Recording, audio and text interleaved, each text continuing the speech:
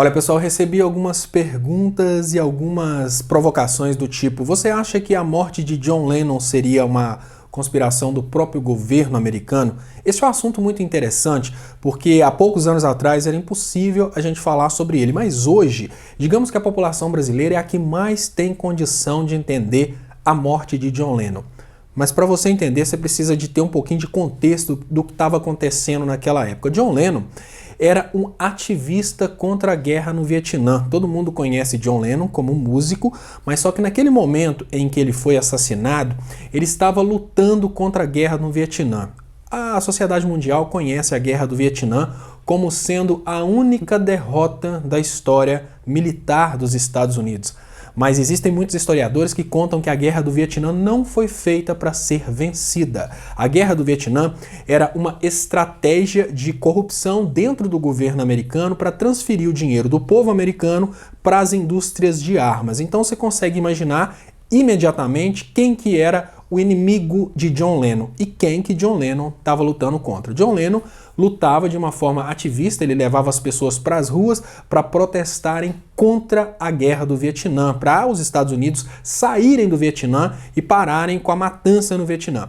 Já os produtores de armas forçavam o governo americano para continuar a guerra no Vietnã, para que eles continuassem vendendo armas para os Estados Unidos e, de alguma forma ou de outra, tomando o dinheiro público dos Estados Unidos que estava sendo consumido através de armas. A gente pode ver que até hoje os Estados Unidos continuam se envolvendo em guerras que não fazem o menor sentido diplomático, nem sentido militar, mas, de certa forma, os Estados Unidos continuam sendo o país que mais investem em armas em todo o mundo. Agora vamos pensar como que aconteceu a morte do John Lennon.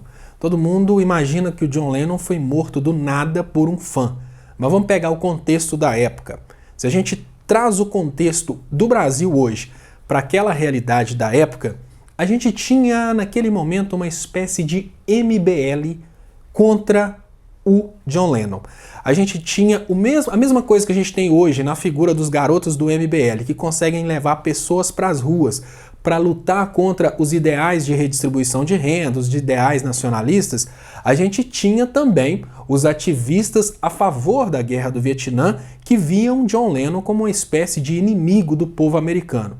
O mais interessante é que se qualquer autoridade matasse o John Lennon naquela época, eles estariam assinando embaixo de que mataram o John Lennon por causa da luta dele contra as guerras. Então, para a coisa não ficar muito feia, eles começaram naquela época a fazer uma coisa que agora a gente já está vendo acontecer no Brasil, que é ficar incentivando a população para que de dentro da população surja uma pessoa psicopata o suficiente para realizar o serviço sujo.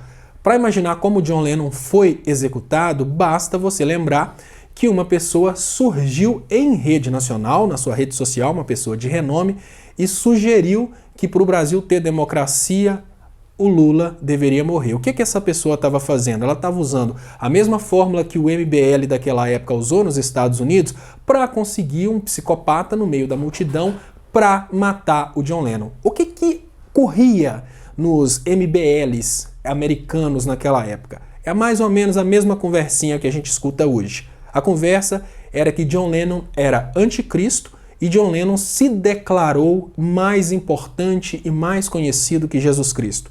Essa conversa era bombardeada na cabeça dos cristãos americanos exatamente para que eles tivessem ódio do John Lennon. É a mesma coisa da família e bons costumes que é utilizada no Brasil hoje, a mesma estratégia de bombardear a história do kit gay na cabeça dos evangélicos para eles terem ódio do PT. Naquela época, a conversa era que John Lennon era anticristo, John Lennon falou que era mais conhecido do que Cristo e que as músicas de John Lennon eram mais importantes até mesmo que o trabalho ativista dele. Então, os estrategistas do MBL da época utilizaram até o argumento de que o John Lennon, com o ativismo dele, destruiu a banda Os Beatles.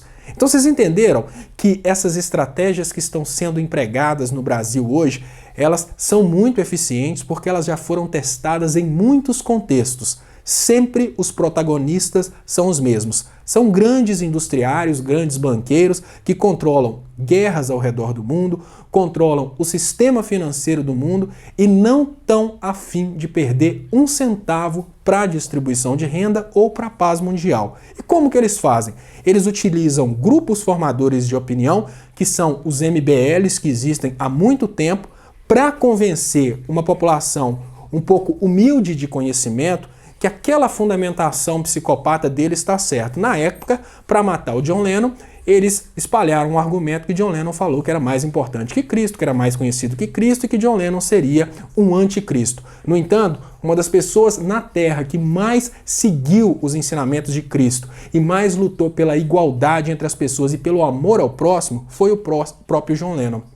No Brasil, a mesma receita de bolo está sendo utilizada para falar que os partidos que querem distribuição de renda querem aborto, querem casamento gay, querem o fim da família e dos bons costumes familiares. É tudo estratégia. Agora, para você que me mandou a mensagem, você acha que o governo americano estaria por detrás da morte de John Lennon? Eu não diria nem o governo americano e nem o povo americano, mas uma pequena parcela da elite financeira americana que controla o rebanho americano para que o rebanho americano faça e obedeça exatamente aquilo que eles querem. E para vocês entenderem como funciona essa parcela que controla o rebanho americano, basta vocês lembrarem que a elite rica brasileira, através de MBLs e outras agências, conseguiram controlar o rebanho pobre de direita brasileiro para irem às ruas pedirem que o PSDB tomasse o poder junto com Cunha, o Michel Temer e toda essa turma que está aí destruindo o Brasil que até então a gente conhecia. Então, respondo para vocês, não é necessariamente o governo americano, mas algumas pessoas de dentro dos Estados Unidos que têm poder até para controlar o governo americano. Muito obrigado e até mais.